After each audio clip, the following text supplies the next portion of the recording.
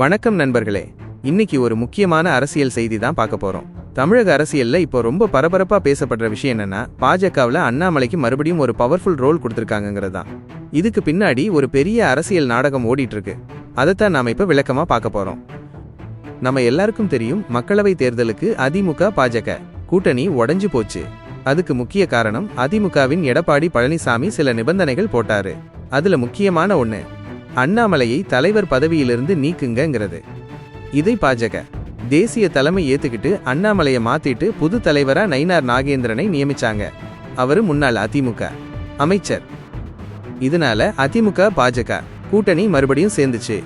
ஆனா இன்னொரு பக்கம் ஓபிஎஸ்ஐயும் டிடிவி தினகரனையும் கூட்டணியிலிருந்து வெளியேற்றணும்னு எடப்பாடி பழனிசாமி சொன்னாரு.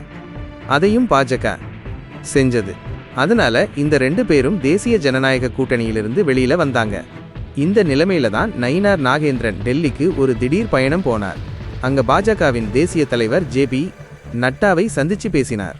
அப்போ ஓபிஎஸ், டிடிவி தினகரன் ஆகியோரை மறுபடியும் கூட்டணிக்கு கூட்டிட்டு வாங்கன்னு ஜே.பி.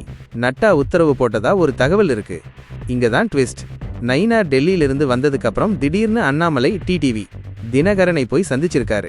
இந்த சந்திப்பு வெளியில வந்த உடனே தலைவர் நயினார் இருக்கும்போது முன்னாள் தலைவர் ஏன் இந்த வேலையை பார்க்கணும்னு நிறைய பேருக்கு கேள்வி வந்துச்சு. ஆனா இப்போ புதுசா ஒரு தகவல் வெளியாயிருக்கு. அதாவது வரப்போற சட்டமன்ற தேர்தலுக்காக பாஜக 5 குழுக்களை நியமிச்சிருக்கு. இந்த குழுக்கள் கூட்டணியை ஒருங்கிணைக்கிற வேலையை செய்யும். இதுல வானதி சீனிவாசன், தமிழிசை சவுந்தரராஜன், ஹெச் ராஜான்னு பெரிய தலைவர்கள் எல்லாம் இருக்காங்க. ஆனா இந்த 5 குழுக்களையும் ஒருங்கிணைக்கிற பொறுப்பு நம்ம அண்ணாமலைக்கு கொடுக்கப்பட்டிருக்குங்கிறாங்க. அதனாலதான் தேசிய தலைமையின் அனுமதியோட தான் அண்ணாமலை இந்த வேலையை செய்யறாருன்னு பாஜகவினர் சொல்றாங்க. முக்கியமா ஓபிஎஸ், டிடிவி தினகரன், பாமக, தேமுதிகன்னு எல்லா தலைவர்களோடையும் அண்ணாமலைக்கு நல்ல உறவு இருக்கு. அதனாலதான் இந்த பொறுப்பு அவருக்கு கொடுக்கப்பட்டிருக்குன்னு சொல்றாங்க. இந்த செய்தி வந்ததும் அண்ணாமலையின் ஆதரவாளர்கள் ரொம்பவே உற்சாகம் அடைஞ்சிருக்காங்க. அண்ணாமலை மறுபடியும் களம் இறக்கப்பட்டுட்டாருன்னு அவங்க கொண்டாடிட்டு இருக்காங்க.